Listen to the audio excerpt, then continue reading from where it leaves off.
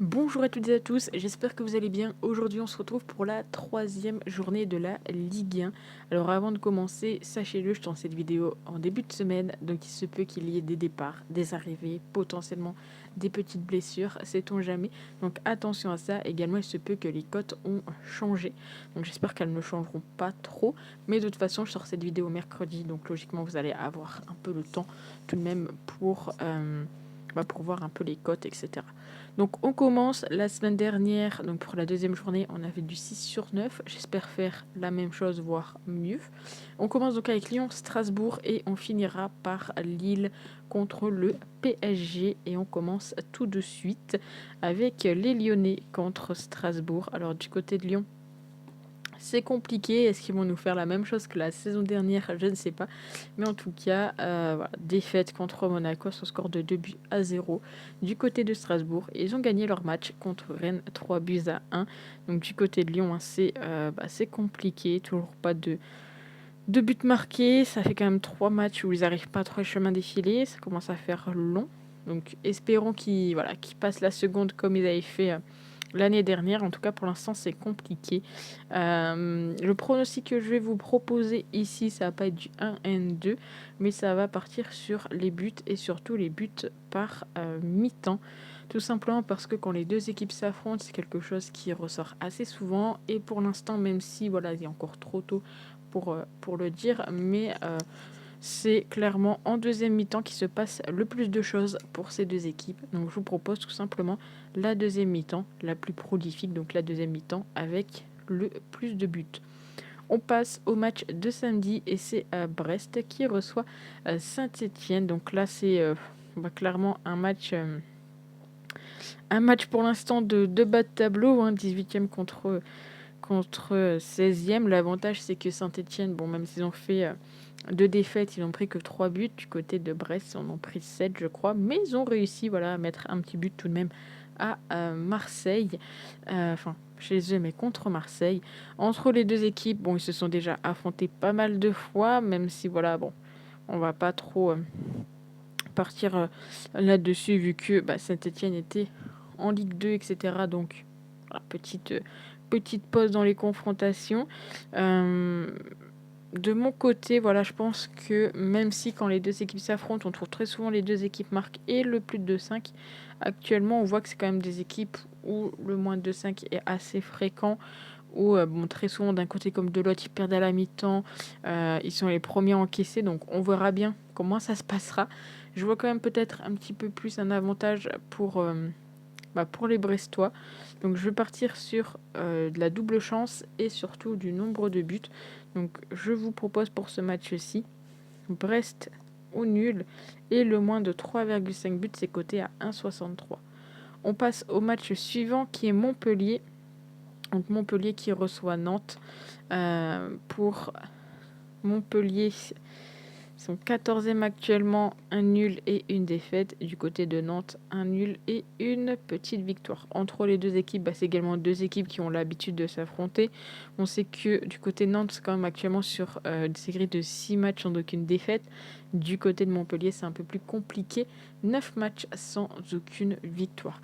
De mon côté ici, je ne serais pas étonné de voir un petit match nul, même s'il y a un petit avantage lors des confrontations pour Nantes, vous pouvez le voir sous vos yeux. Je vais donc vous proposer du remboursé avec le nul remboursé si Nantes gagne. C'est quand même très bien coté à 2,19. On passe au dernier match de samedi et c'est Toulouse qui reçoit Marseille. Alors les Marseillais, au bout de la première journée, on les voyait tout beau tout neuf. Ensuite, ils font match nul, on les voit un peu moins tout beau tout neuf. Enfin bref, c'est compliqué. En tous les cas, pour ce match-ci, je pense qu'ils peuvent aller chercher la victoire. Attention tout de même à cette équipe de Toulouse qui est sur deux matchs nuls, notamment donc la semaine dernière contre Nice sur le score de 1-1. On peut s'attendre, je pense, à avoir des petits buts, à avoir des infos. En tous les cas, donc Marseille, il faut savoir, ils sont quand même sur 14 matchs sans aucune défaite contre Toulouse. Je les vois pas forcément non plus perdre ici, même si, attention, l'année dernière, ça avait fait deux petits nuls. Donc on pourrait partir peut-être également pour, entre guillemets, se sécuriser un petit peu sur le nul remboursé si Marseille gagne. Mais si on regarde, bon, elle est quand même cotée à 1,75 et je vais le tenter tout simplement. Donc le match nul remboursé si Marseille gagne. Peut-être que Toulouse sera l'équipe à suivre pour les matchs nuls. Ensuite, on arrive à dimanche 15h avec, je pense, certainement le plus beau match, enfin le deuxième plus beau match avec donc Lille PSG de cette troisième journée. Monaco qui reçoit Lens, deux équipes qui sont en bonne forme. Voilà, deux matchs de victoire. 3 buts marqués, 0 but encaissé pour les deux. Et je me dis que, bon, même si, je sais pas si vous avez vu un petit peu, en tout cas de mon côté, j'ai regardé la première mi-temps de Monaco contre Lyon. Bon, Lyon, il a fallu attendre la 42e minute pour voir un tir des Lyonnais. Donc j'ai envie de dire peut-être que ça joue aussi pour ça. Mais défensivement, les deux côtés sont, je pense, très costauds. Et je pense que ça sera compliqué de marquer des buts pour l'une comme pour l'autre. Alors après, peut-être que les attaquants bien trouveront voilà, la petite faille. Mais j'ai envie de tenter pour ce match-ci le fait que non, les deux équipes ne marqueront pas ses côtés à 2,14. On passe au deuxième match de ce dimanche avec Reims qui reçoit Rennes. Donc du côté de Reims, je vous montre un petit peu voilà, les petits résultats. Ils ont fait donc nul contre Marseille, ils ont perdu contre Lille. Et du côté de Rennes, donc défaite contre Strasbourg et victoire contre Lyon. Ici, au niveau des favoris, on part peut-être un petit peu plus sur Rennes. C'est surtout le fait bien que actuellement, Reims est sur 4 matchs sans aucune victoire, 4 fois où ils prennent des buts. Là où ça peut être intéressant, c'est soit de partir sur le plus de 2,5 qui me semble assez intéressant pour ce match-ci. Je vois bien les deux équipes voilà, marquer. Je serais même tenté de partir sur le combo les deux équipes marquent et le plus de 5. Après, il y a également le fait que actuellement Rennes marque assez souvent le premier but là où Reims l'encaisse. Donc on aurait pu partir également là-dessus. Donc hop, ça serait le but par équipe. Donc Rennes marque le premier but, c'est coté à 1,81. Mais pour ce match-ci, je vais rester sur ma première idée. Et ça sera tout simplement le plus de 2,5 buts coté à 1,65. Mais si vous voulez le tenter, n'hésitez pas à le mettre dans les commentaires. D'ailleurs, n'hésitez pas à mettre vos petits pronostics dans les commentaires. À me mettre, voilà, si vous allez tenter des pronostics que je vous propose. Et puis voilà, on continue avec le deuxième match de 17h qui est Angers contre Nice. Donc ici, les Niçois sont favoris. Du côté d'Angers, donc défaite contre Lens 1-0, défaite contre Lille 2-0.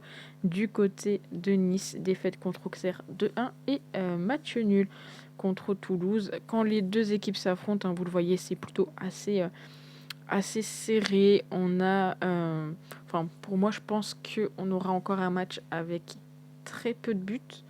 Donc j'ai encore une fois envie de tenter pour Nice le moins de 5 comme je l'avais tenté pour le match de la semaine dernière. Je vois bien le fait qu'il n'y aura pas forcément beaucoup de buts dans ce match-ci. Donc c'est coté à 1,55. La cote elle a quand même déjà pas mal chuté. Donc je vous propose ce pronostic pour Angers-Nice et on passe au Havre qui reçoit Auxerre. Voilà, au niveau cote c'est quand même assez serré, on va pas se mentir. Au niveau des derniers matchs, victoire du Havre contre Saint-Etienne, défaite contre le PSG. Et du côté de Auxerre, donc victoire contre Nice et défaite contre Nantes. Donc deux équipes, vous l'avez vu, qui a pas mal de confrontations entre les deux. Actuellement, on n'est même pas, très souvent sur du moins de 2,5, même si il y a 2 ans, il y avait quand même du plus de 5, mais généralement, on se retrouve sur le moins de 5 entre Le Havre et Auxerre. Pour ce match-ci, je ne vois pas forcément le petit nul passer. Donc je me dis pourquoi pas tenter du remboursé-ci avec Le Havre remboursé si Auxerre gagne ses côtés à 1,64. Et on finit avec Lille contre le PSG. Une belle affiche, clairement. Alors attention parce que les Lillois, bien évidemment, ils auront joué dans la semaine, hein, tout comme les Lensois. Donc Lille qui a gagné 2-0 contre Reims et 2-0 contre Angers. Du côté du PSG, 4-1 contre le Havre, 6-0 contre Montpellier. Et j'ai envie de dire, ça serait pas étonnant de voir le PSG encore mettre au moins 4 buts dans ce match. Enfin, personnellement, ça me choquerait pas. On sait que c'est déjà arrivé entre les deux équipes. On retrouve très souvent un pari vainqueur à la mi-temps, le fait qu'il marque le premier but. On retrouve les deux équipes marquent tout de même assez souvent et le plus de 2,5 buts. Moi de mon côté, je vais vous proposer ce pronostic. Je trouve que la cote elle est très jolie et c'est tout simplement le résultat et le nombre de buts. Je trouve que la cote elle est quand même très belle. C'est PSG gagne et le plus de 2,5 buts. Vous l'avez vu, même le plus d'1,5 but c'est coté à plus de 2. Donc si vous voyez cette vidéo assez rapidement, enfin avant ce week-end, n'hésitez pas à les regarder parce que je pense que ça peut vous intéresser. Et puis n'hésitez pas à me dire ce que vous en pensez dans les commentaires, à vous abonner si cela n'est pas déjà fait. Et nous on se retrouve très vite pour une nouvelle vidéo. Ciao!